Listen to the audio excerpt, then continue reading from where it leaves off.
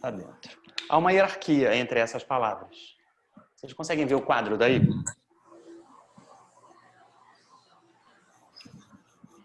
Não. Não conseguem ver o quadro. Não, né? Porque tá pequenininho. Ah, sim. Consigo agora. O quadro. Caminhos no plural, ó. A gente vai falar dessa palavrinha. Solucionar é um verbo sobre o qual a gente também vai ter que falar. Questões, a gente vai ter que falar. Indígenas é a principal delas. Há uma hierarquia entre essas palavras. A palavra indígenas vai aparecer na redação de vocês, com certeza, né? O ideal é que ela apareça uma, no máximo 2 vezes. As questões, na prática, são os problemas. As questões são os problemas envolvendo os indígenas. Questões são problemas. Problemas que a gente vai ter que abordar, atacar dentro do texto. A palavra solucionar, na prática, não vem de uma solução na prática. Ela vai tratar de uma abordagem. Então, são caminhos para abordar os problemas, para atacar os problemas. É muito mais do que solucionar, porque a gente sabe que no Enem, as nossas redações nunca vão solucionar absolutamente nada. Elas vão propor soluções ou intervenções para que a gente possa agir sobre os problemas. Mas a gente não tem a pretensão de que vai solucionar esses problemas. Talvez esse não seja um verbo que apareça dentro das frases tema do Enem. Então, o solucionar vocês interpretem como abordar. Questões vocês interpretem como problemas. Os indígenas são um grande foco dessa redação, então essa é uma palavra-chave na hierarquia que está à frente das outras. E os caminhos é a segunda na hierarquia que também está à frente das outras.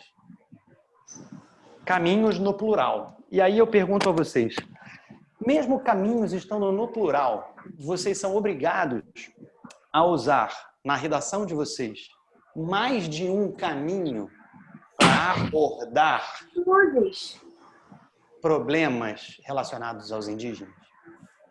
Mesmo que a gente tenha caminhos no plural, esse substantivo aqui, você precisa obrigatoriamente usar caminhos, mais de um caminho dentro da sua redação? A resposta é não. A palavra caminho está no plural porque ela pressupõe a existência de mais de um meio para você chegar a atacar os problemas que estão diretamente relacionados à questão indígena no Brasil. Existem vários caminhos. Você vai abordar um deles. Você não precisa abordar 2, 3, 4, 5, 10 caminhos. Mesmo a gente tendo a palavra caminhos no plural, por favor, isso é importante. Vocês não precisam usar 2 ou mais caminhos para abordar esses problemas relacionados à nossa convivência, a maneira de a gente lidar com os indígenas no nosso país. Tudo bem? São caminhos, mas eu não preciso obrigatoriamente citar mais de um caminho na minha redação. Outra questão importante também relacionada ao tema. Sempre que a gente tem um tema, caminhos para se combater, caminhos para se abordar, caminhos para se solucionar, caminhos para se questionar. A palavra caminho já apareceu algumas vezes no Enem. Sempre que a gente tem caminhos para, a própria frase tema já joga a gente dentro das propostas de solução ou propostas de intervenção. Né? E a frase tema aponta caminhos, automaticamente a gente é jogado dentro das propostas de intervenção. E aí o candidato fica com a dúvida: caramba, eu preciso obrigatoriamente começar a intervir do início ao fim do meu texto? O meu texto será uma grande proposta de intervenção? Ou eu posso simplesmente tocar o meu barco com uma tese relacionada às questões, aos problemas indígenas, e esses caminhos naturalmente vão surgir ao longo do texto, ou esse caminho vai surgir ao longo do texto, e eu vou voltar a abordá-lo no final do texto. Essa é verdadeiramente uma possibilidade. Ou seja, você tem 2 opções aqui. Você pode, do início ao fim, tratar de um caminho ou de mais de um caminho a seu critério, você não é obrigado a falar de 2 ou mais, ou você pode deixar os caminhos para a intervenção. deixar os caminhos ou o caminho para o final do seu texto. Exemplo, a gente vai ao quadro tratar das teses, mas só para tornar isso mais concreto para vocês. Eu vou falar das questões indígenas. Então, para mim, existe um caminho, o único caminho, ou o caminho mais interessante a ser percorrido por nós, para a gente atacar as questões indígenas de modo geral, que é compreender que eles são brasileiros como todos nós. Esse é um caminho. A partir do momento em que a população brasileira em geral compreender que todos os indígenas são seus compatriotas, certamente teremos como incluir essa população e legitimá-la como uma população que tem os mesmos direitos, os mesmos deveres de todos os outros brasileiros, para que eles não se sintam mais à margem, como acontece hoje. Isso não implica, ou isso não significa, não dar a eles os territórios de que eles precisam, já que são povos nômades, que precisam caçar, né, plantar, eles precisam de um espaço grande para eles. Ah, mas eu vou dar um espaço de não sei quantos hectares para meia dúzia de índios, 10, 20 índios? Sim, vai dar. Sim, eles tinham um país inteiro. Vai dar esse espaço grandão para eles. Por quê? Porque eles se movimentam, eles não ficam só aqui nesses 10 campos de futebol que você deu para eles. Eles precisam de 150 campos de futebol, 300 campos de futebol. Porque plantou aqui e acabou, esse solo já não dá mais para ele plantar, ele vai ter que buscar outro. O peixe não está mais chegando aqui porque você poluiu o rio lá atrás e a água que está chegando aqui está poluída, o peixinho não está vindo, ele não está conseguindo pescar, ele vai ter que pegar esse peixe lá do outro lado. Então, ele vai precisar se locomover, ele vai precisar caçar. Né? Então, a gente tem que prever que é um povo nômade que precisa de espaço. Então, incluir esses índios como brasileiros é dar a eles todas as ferramentas que eles precisam, inclusive para continuarem a ser índios e terem os seus traços culturais preservados. Então, esses são caminhos que a gente pode, ou esse é um caminho, ou um caminho genérico, grande, né, que a gente pode usar desde o início do nosso texto, e a gente vai batendo em cima disso até lá embaixo, e depois a gente chega à proposta de intervenção, e a gente vai tratar disso ao longo da aula aqui hoje. Tá? Eu vou dar a vocês algumas sugestões de tese, praticamente 3 sugestões de tese. Uma que aborda a frase tema e pega um aspecto da frase tema para você observar e traçar a argumentação até o fim. Um outro, que exatamente isso como a gente acabou de exemplificar, pega um caminho, escolhe um caminho, seja ele genérico ou específico, e trata desse caminho do início ao fim. E a terceira possibilidade é uma redação argumentativa como qualquer outra. Você está tratando de problemas indígenas, questões ligadas aos indígenas. Escolhe uma, traça a sua tese dentro dela e vai discutir caminho para resolver esse troço lá embaixo na sua proposta de intervenção. Essa é a que a gente vai desenvolver aqui no quadro daqui a pouco. Tá? Tá tudo bem até aqui? Sim. Bom, Flávia preparou os slides para a gente e aí trouxe um monte de informações históricas que, obviamente, não vou ler com vocês aqui agora, tá? Esse slide que está aqui, ó, trata da população indígena em 1500, quando da descoberta do Brasil. Fala da figura do cacique, que representava um chefe político, administrativo lá da tribo, da relação deles com os dominadores portugueses e outros dominadores europeus que tiveram por aqui também, lidando com os indígenas. São conjuntos de slides que tratam um pouquinho da história. Tá? Então, invasão portuguesa, os números, o índio no Brasil hoje, reduzido a menos etnias, a tribos muito menores, os chavantes e uma série de elementos históricos que a gente tem antes da intervenção e dos agentes que a gente vai ver mais à frente. Deixa eu aqui encerrar só um instantinho esse compartilhamento de tela para a gente poder... Eita, ferro. Pronto. Não. Agora eu acho que sim. Oba, temos mais gente. Heitor chegou. Oi, Heitor, tudo bem? Fala aí. Heitor, Márcia Freitas. 1, 2, 3, 4, 5, 6, 7, 8. Faltam só 4. A gente projetou aqui esses primeiros slides, o primeiro que tinha lá a frase tema e os outros que tinham todas as informações históricas que eu não vou ler com vocês. Vocês vão ouvir o áudio da Flávia com esses slides ao lado e vão entender Por que a gente está deixando esses slides com todas as informações históricas para depois? Eles vão ajudar vocês a construir a argumentação com mais embasamento teórico, de conteúdo, né? O que a gente vai fazer aqui é mostrar o esboço da estrutura e os caminhos que vocês podem seguir dentro da argumentação de vocês, como eu havia dito antes. Quando a gente pensa em índio, a gente pensa nas línguas faladas por eles, a gente pensa em aspectos culturais, a gente pensa no número de índios que a gente tinha vivendo aqui no Brasil antes, que a gente tem aqui. Essas são algumas das informações que estão nos slides teóricos lá. Mas vamos para pensar numa questão específica aqui. Língua. Muitas vezes a gente ouve pessoas dizendo: você está falando que nem índio, né? Isso é língua de índio. E são sempre frases que diminuem a importância dos índios, que diminuem a importância das línguas faladas por eles. A gente tem o tupi como uma grande língua indígena falada por milhões de índios à época do descobrimento, né? Mas a gente não tem só o tupi como língua indígena. A gente tem, se eu não estou enganado, catalogadas algumas dezenas de línguas indígenas faladas em território brasileiro. A questão é que as línguas indígenas, em geral, são ágrafas. Elas não têm tradição escrita. E aí, como são ágrafas, a gente ouve, né? Os sons são muito vocálicos, e a sofisticação de composição de vocábulos a partir de afixos, prefixos, sufixos, desinências, não é tão grande. A gente vê uma série de dificuldades para se criarem novas palavras a partir de um número limitado de possibilidades.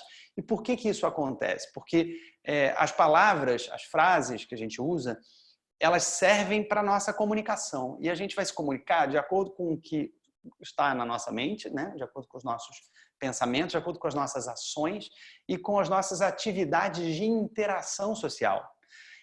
Se as nossas atividades de interação social estão restritas a determinadas atividades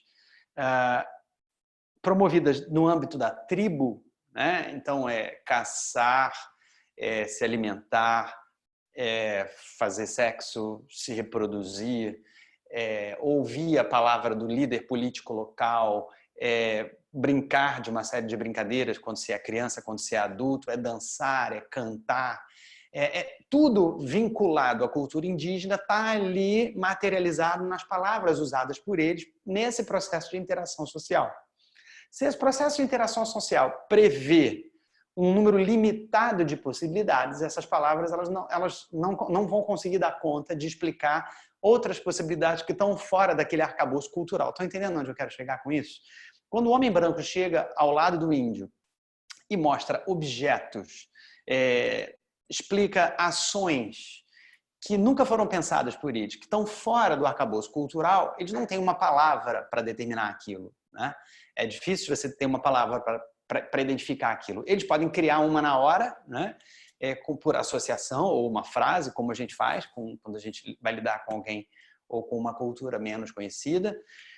Mas aí estava a grande dificuldade dos linguistas na hora de catalogar as línguas indígenas. Então, por que eu estou falando disso tudo para vocês? Porque se eu tenho meia dúzia de índios que falam uma determinada língua, quando esses índios morrem, se essa língua não tem tradição escrita, a língua morre junto com eles. E eu nunca vou saber que língua era aquela que eles falavam, né?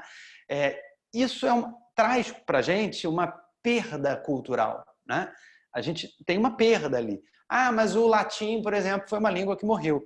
O latim morreu, mas o latim tinha tradição escrita e o latim ficou incorporado às línguas neolatinas, né? Que surgiram depois do latim. As línguas indígenas que não têm tradição escrita, a menos que o linguista vá lá na tribo, ouça e ponha no papel, mesmo que por transcrição automática do que está ouvindo com as vogais e consoantes que a gente conhece no nosso alfabeto, o que ele está registrando ali. A gente tem muitos registros, mas muitos registros a gente não tem. Os índios morrem, as línguas morrem junto. Se as línguas morrem junto, morre a cultura junto. Porque a língua está lá associada à cultura, para indicar uma série de ações e interações sociais que eles têm. Quando eles vão embora, a língua vai embora, a cultura vai embora. Vai tudo embora, apaga-se. O povo da história, né? E isso é triste pra caramba. Então, não se pode deixar a cultura ir embora, não dá para a gente deixar os seres humanos que estão ali processando essa cultura também ir embora, a gente não pode deixar a língua ir embora. Então, preservar os índios do jeito que eles são, do jeito que eles querem ser, deixar eles viverem do jeito que eles querem viver, é uma obrigação da gente, é uma obrigação do homem branco. Na prática, preservar as comunidades indígenas e deixar que eles escolham o que eles querem para a vida deles, que os líderes políticos também façam essas escolhas, sem imposições externas, é um dever da gente. Na prática, é assim que eu acho que a gente tem que pensar. E eu não sei se vocês já ouviram falar, mas tinha um índio conhecido como o Índio do Buraco. Esse índio apareceu outra vez no Fantástico. Muitos anos já isso. Eu acho que ele já até morreu, esse índio. E os pesquisadores da FUNAI, na época, quando a FUNAI não era presidida por um ruralista, e era de fato uma entidade representativa dos indígenas brasileiros, a FUNAI é a Fundação Nacional do Índio. A FUNAI tradicionalmente era presidida por burocratas. A gente não tem como negar isso. Burocratas de terno presidiam a FUNAI. Mas isso é cíclico. Volta e meia, por questões políticas, a gente tinha lá na FUNAI até ex-líderes indígenas, né? E de terno, mas ex-líderes indígenas e ex-líderes locais, de comunidades próximas que entendiam, sociólogos, né? Pesquisadores, cientistas que abraçavam a causa indígena estavam à frente da FUNAI. Frequentemente, ao longo dos anos, a gente tem observado isso. Mas hoje a gente tem um ruralista, né, à frente da FUNAI. E a gente imagina que ruralistas tenham interesses conflitantes com os interesses da maioria dos indígenas. Então, se eu tenho um ruralista à frente da Fundação Nacional do Índio, eu não sei se esse ruralista terá capacidade de compreender as questões indígenas e atender a tudo aquilo que eles precisam para poderem viver e com a manutenção dos seus aspectos culturais, né? E aí eu estou considerando uma série de questões, a gente vai tratar delas mais à frente. Mas, à época, a FUNAI tentou contato com esse índio, sobre o qual eu falei agora, que estava lá no Fantástico, e ele foi chamado de Índio do Buraco. Índio do Buraco porque ele vivia num buraco enfiado. E os pesquisadores diziam que ele era o último da sua comunidade, da sua tribo. A língua que ele falava, ninguém compreendia. Mesmo os linguistas mais experientes, que já tinham tido contato com o Xingu e com uma série de outras tribos, eles não reconheciam as palavras usadas por aquele índio que era isolado, vivia isolado. E um homem branco não conseguia fazer contato com ele porque ele dava flechada. Mesmo que você usasse câmeras aéreas e tudo, ele flechava as câmeras, feria as pessoas. Era muito difícil chegar perto dele. E aí os pesquisadores indicavam que ele podia estar traumatizado. Provavelmente ele viu um monte de gente morrer em volta, né? Porque tinha garimpeiro, grileiro, um monte de gente que estava querendo tomar toda aquela área ali. E aí um mapeamento de cima identificou que ele percorria uma área enorme, enorme. E ele ia para fora da reserva indígena, né? E voltava para a reserva indígena com frequência.